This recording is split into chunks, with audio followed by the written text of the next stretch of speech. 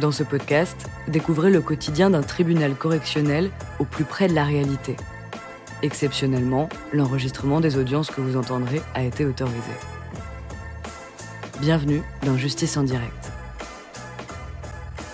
Nous remercions Anne Vincent, vice-présidente du tribunal de grande instance de Cayenne.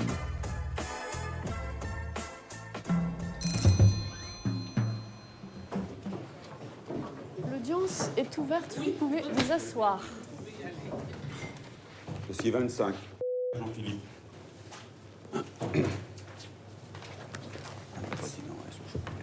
Oui, allez-y. Merci, monsieur. Donnez-moi les dossiers.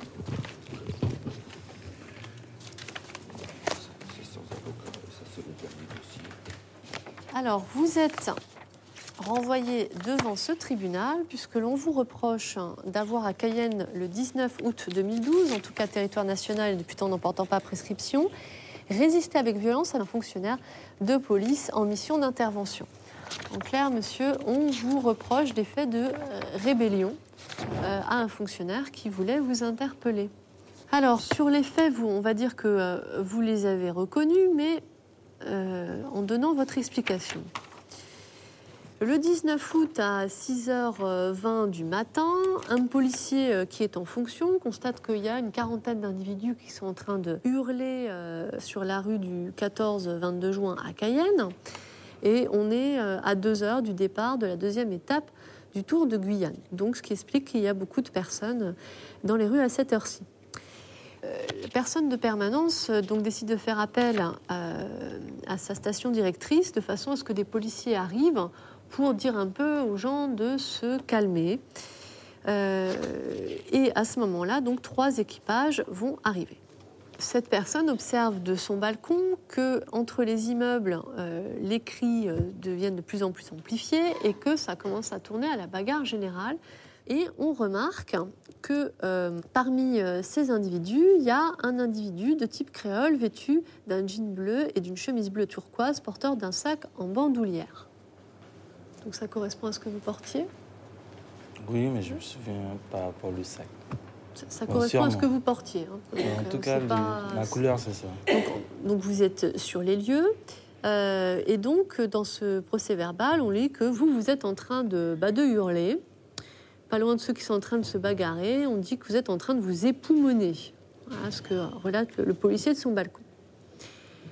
Et alors que l'équipage de la BAC arrive, il constate que vous faites demi-tour, que vous dirigez vers les policiers et que l'un des policiers, donc, qui est la victime que j'ai citée tout à l'heure, est obligé de vous repousser violemment des 2 mains au niveau du torse, ce qui entraîne votre chute au sol. Et à ce moment-là, vous allez rester au sol en refusant de vous relever.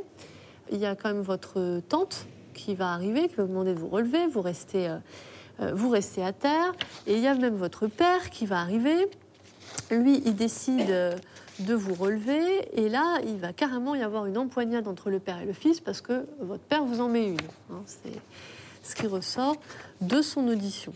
Il faut voir que vous, apparemment, vous êtes quand même alcoolisé au moment des faits.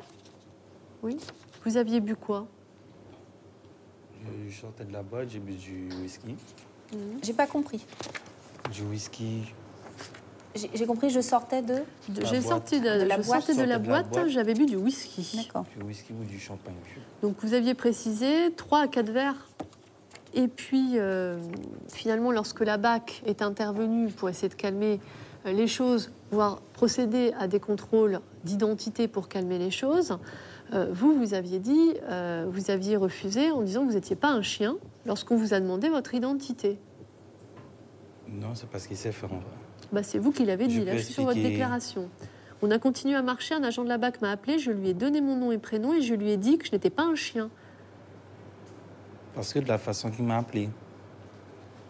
Parce que quand ils sont arrivés, madame la juge, il n'y avait aucune bagarre déjà. Nous, on se dirigeait pour retourner justement, je retournais prendre mon scooter. Et de là, le policier est venu, il m'a dit « Yo, tu viens ?» Mais après, j'ai dit que non, je ne suis pas un chien. « Yo, tu viens. » Il a répété 2 fois « Yo, tu viens. » Et on était à 3. On était à 3 lignes côte à côte. Quand je me suis retourné, parce que j'ai entendu le yo venait plus près de moi, quand je me suis retourné, j'ai jamais essayé de faire quoi que ce soit au policier. Je me suis à peine retourné, il m'a bousculé, il m'a plaqué au sol, il m'a dit « T'as pas compris que je t'ai appelé ?» Mais se rendant comme si... De là, j'ai dit que je me relève. Vous aviez continué votre marche alors qu'il vous demandait quelque chose. Oui, mais on était à trop aussi. Après, un camarade me dit « Oui, est-ce que c'est pas moi qui l'appelle ?» J'ai regardé, j'ai dit « Alors là, si c'est pour moi, je ne m'appelle pas Yo, tu viens. Nous sommes à 3. Yo, tu viens. » Alors, on a la rédaction d'un capitaine de police qui constate que l'individu fait subitement demi-tour et se dirige vers les policiers, dont l'un est alors obligé de le repousser violemment de ses deux mains. On ne parle pas de plaquage au sol, hein? Si, il m'a franchement poussé. Moi, je suis tombé sur le coup, pour vous dire. Et de là, il est venu, il m'a dit de me relever. J'ai dit que non, je ne me relève pas. Qu'il n'a pas le droit de faire ça. Après, il est venu me donner même des coups de pied par terre de me relever. Monsieur, à partir du moment où il vous dit de vous relever, que vous n'obtempérez pas, c'est ce qu'on vous reproche. Madame le procureur. Oui, j'ai des questions. Alors d'abord, est-ce que vous savez pourquoi on a voulu vous interpeller? Parce que vous avez l'air de dire j'étais juste dans la rue avec des camarades. Non, moi je sais très bien, puisqu'avant il y avait une bagarre. Dans laquelle vous étiez impliqué? Pas moi, personnellement, mon petit frère. Et moi, justement, j'étais arrivé... Je peux vous expliquer l'histoire dès le départ, hein, comme ça, on s'entend bien. Je sortais de la boîte du Moonlight. Je suis arrivé devant la boulangerie Albert vers 6h et je sais pas, vers le matin tôt. Après, d'un seul coup, on entend les gens se chamailler. Quand j'ai regardé, c'était mon petit frère. Quand j'ai été pour séparer, j'ai dit à mon petit frère de retourner à l'hôtel parce que lui, il était censé être sur le toit de Guyane. De là, ceux qui avaient envie de se battre avec mon frère, ils sont venus carrément vers moi, que oui, pour qui je me prends, machin, cela. Ils ont même arraché ma chaîne. De là, je suis venu, ça a commencé à partir à la bagarre, le truc. Mais c'est même pas moi qui ai donné le premier coup de poing. Bon. Je suis venu, ils ont arraché ma chaîne, de là, j'ai tenu la main. Quand la police est arrivée, vous confirmez que vous aviez déjà une plaie à la pommette droite? Oui, j'avais déjà la plaie. D'accord. Alors, vous dites, il m'a plaqué au sol. C'est pas du tout ce qui apparaît dans la procédure. Pour vous, il vous a plaqué au sol? Oui, moi, je suis formellement sûr de moi. Il m'a plaqué au sol. J'avais rien fait. J'ai à peine fait. Comment vous expliquez que l'officier de police qui est sur un balcon à l'étage ne dise pas ça, que les policiers présents en service ne disent pas ça, que votre tante et votre père n'expliquent pas ça? Mais mon père n'était pas là déjà. Quand ça s'est fait, puisque quand mon père est venu, mon père m'a trouvé. J'étais en train de, je voulais pas me relever. Donc lui, il est arrivé, il n'y avait même pas... Vous ne vouliez pas vous relever? Voilà.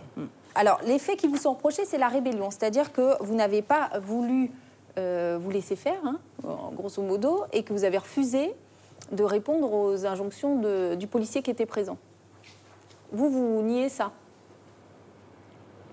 J'ai rien nié. C'est une question. Vous confirmez ou pas? Ça dépend de comment. Si c'est pour dire que je suis venu, comme on me l'a expliqué, que je me suis retourné, j'ai fait demi-tour, comme si... On vous reproche une rébellion. Voilà. Si c'est pour dire que je suis resté par terre, d'accord. Oui, rébellion. Mais pas rébellion avec violence, comme vous me faites croire. Comment vous expliquez que votre tante indique qu'au moment où le policier, c'est elle qui le dit, hein, le policier lui a expliqué gentiment de monter dans le véhicule. Jean-Philippe n'a pas voulu... Et il a fait des gestes en voulant retirer son sac qu'il avait en bandoulière. Le policier a essayé de le maîtriser. Elle confirme la rébellion, monsieur? Ça, c'est elle qui a dit. D'accord. Donc vous niez? Sur ça, moi personnellement, j'ai jamais... À partir du moment où il vous demande de monter dans le véhicule, pour vous, vous avez fait quoi? Vous avez obtempéré ou pas? Non, parce que quand ils m'ont menotté directement, j'étais dans la voiture. Donc après... J'ai pas d'autres questions. Donc, monsieur, votre situation familiale est la suivante. Un enfant de 1 an à votre charge. Vous êtes étudiant? Oui. Vous n'avez pas de ressources?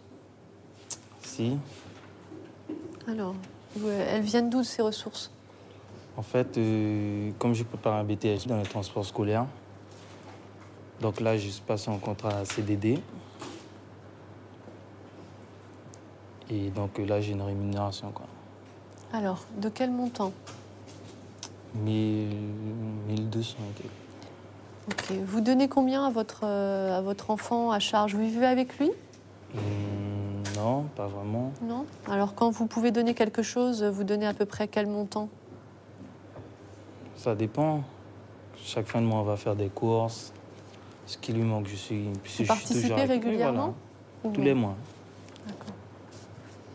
C'est pour évaluer à peu près vos charges, monsieur. Charges financières. Ok. Donc là, vous avez un loyer à payer ou non? Non. Vous n'avez pas de loyer, d'accord. Vous avez un salaire, pas de loyer, et vous avez un enfant à charge. Donc à peu près combien vous vivez pas avec? Après, j'ai de mes parents. Ensuite, voilà, quoi, deux, trois petites dépenses. Ok. C'était la première fois que vous étiez placé en garde à vue, monsieur? Non. Non? C'était pour quel autre type de fait avant? En 2007, je crois, ou Et c'était pour quel type de procédure? vol par ruse.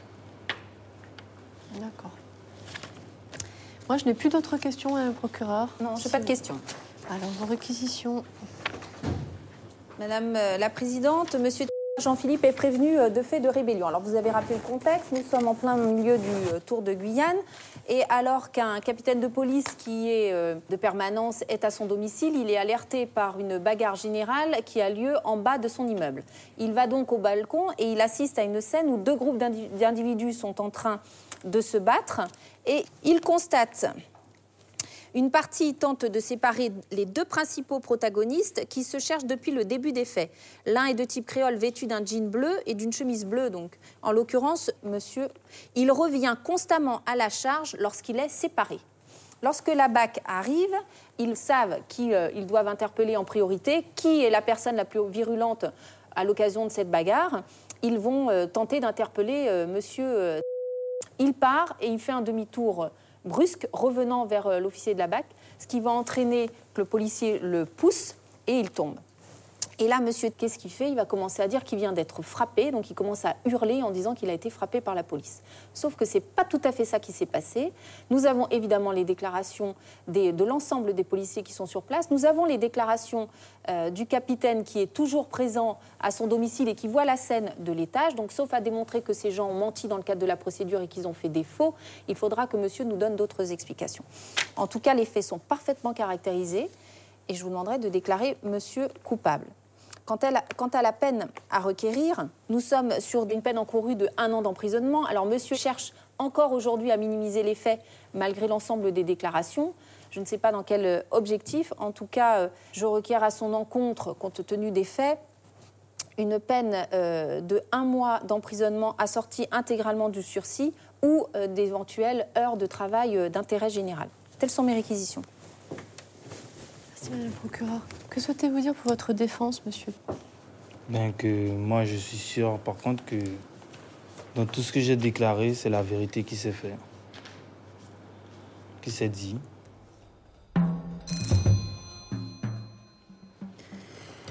Donc, le tribunal, après en avoir délibéré, monsieur vous relaxe des faits sur les motifs suivants, puisque Madame le procureur pourra faire appel, que dans le témoin direct et au vu de la façon dont c'est rédigé, il est indiqué que monsieur, lorsqu'il fait demi-tour, se dirige vers les policiers. L'un est obligé de le repousser violemment et tombe à terre.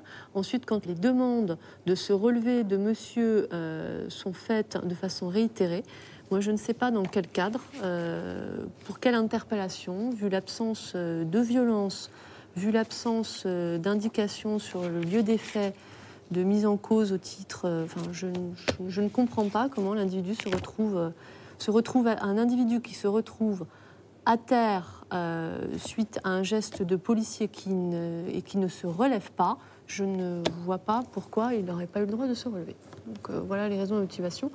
Donc Madame le procureur pourra faire appel à la motivation. Mais j'informe dès à présent, monsieur, que je vais faire appel de la décision dès aujourd'hui. Voilà. Voilà, donc vous reverrez la cour d'appel, monsieur. Merci. Au revoir. L'audience est levée.